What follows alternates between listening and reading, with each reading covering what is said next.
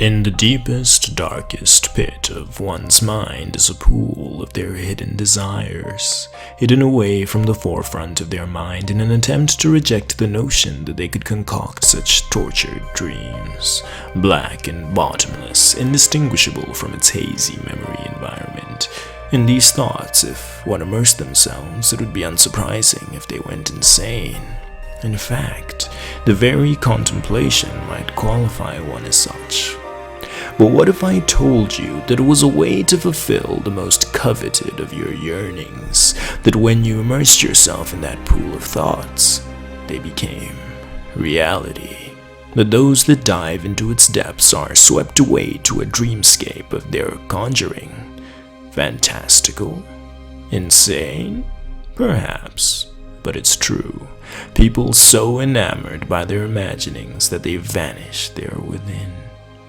They exist. I've clearly lost my voice, but we move.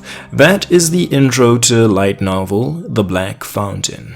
I did not write it, but I did edit it to elevate the level of writing. This was graciously submitted by subscriber Dark Vader. I've already got the entire first chapter that follows a character being transported to a medieval world where he's feared for his skin and knows not the common tongue. It isn't another power fantasy, so I think it's got a ton of potential to be uniquely interesting, and I'll put my skills as a credited editor with experience at a publishing company to try guide it in that direction as much as the actual author allows. Now, there are two things probably running through your mind. One, that I lied to get you here, and two, what's this video actually about? To start, I did actually write a light novel, Genesis, and I plan to make a series of read-throughs about that once the first art comes in, courtesy of the support of our patrons, Bolivar Sanchez and Lucas HF, who continue to help make operating this channel possible. As for the other thing, it's because I feel like I have to mention this in a video that isn't an update video. Over at samyx607@gmail.com, I'm accepting submissions from all of you. If there aren't too many people sending stuff in, I'll be a free editor for all of you, and if there are too many submissions for that to be possible, I'll have to pick the ones that are most worth the time.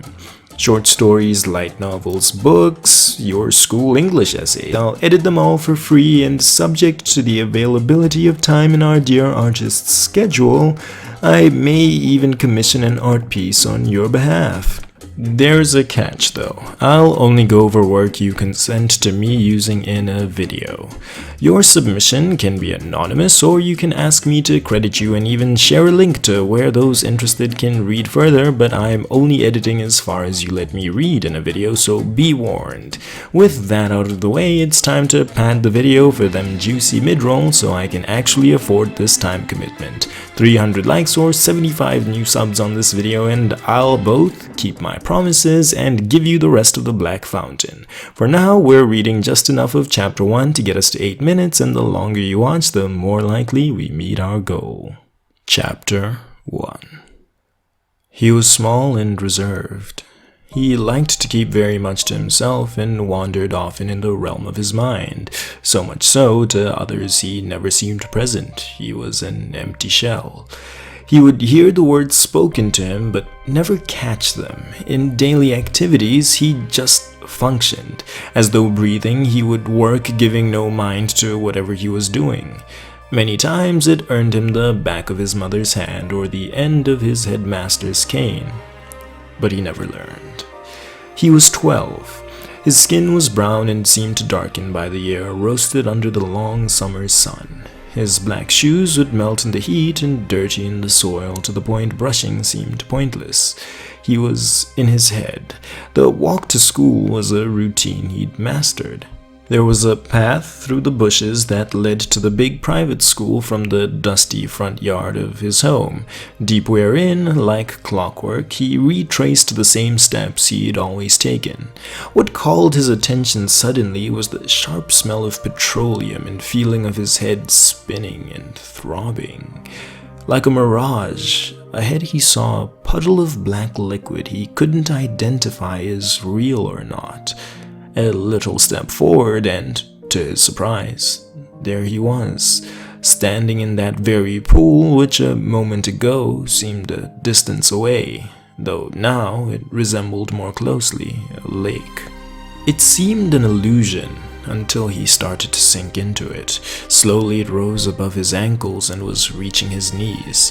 His head felt like it was filled with air and would, if not atop his neck, float away, but at the same time heavy enough a weight to crush his shoulders. His vision was twisted and his balance in a drunk confusion. He fell forward and splashed into the black liquid which became like water and drowned him quickly. He sank deeper. There was no light which could reach him from atop. He was in complete darkness. What was strangest was that, as if looking for something, his eyes would not close. His breath was gone and he could feel death's rapid approach. Up and down were meaningless before his distorted senses. What he had full certainty was below a moment ago felt now like above, with light stemming from it? Somehow, light had managed to traverse these black waters. His body flopped over and he swam towards it, propelled by his desire to live. He felt neither the bag upon his shoulders, nor clothes upon his skin, nor even the water he pushed aside. Closer he pulled to the light, desperate to breathe.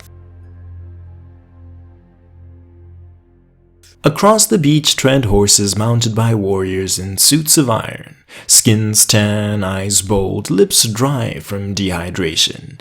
In front, the men carrying the banners, and a fair distance ahead of them was the man who led them all. A hand raised, and the entire army stopped. There was a puddle of oozing black liquid drifting on the beach.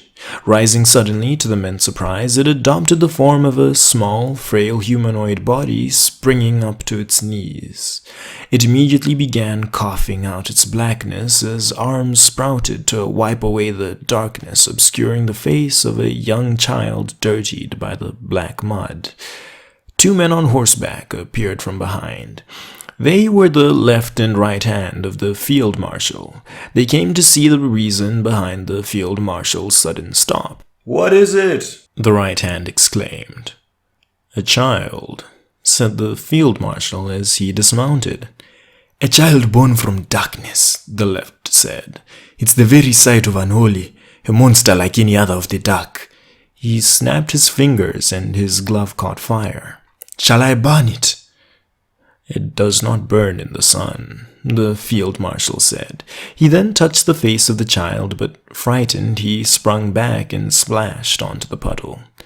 "Now, how did you end up here?"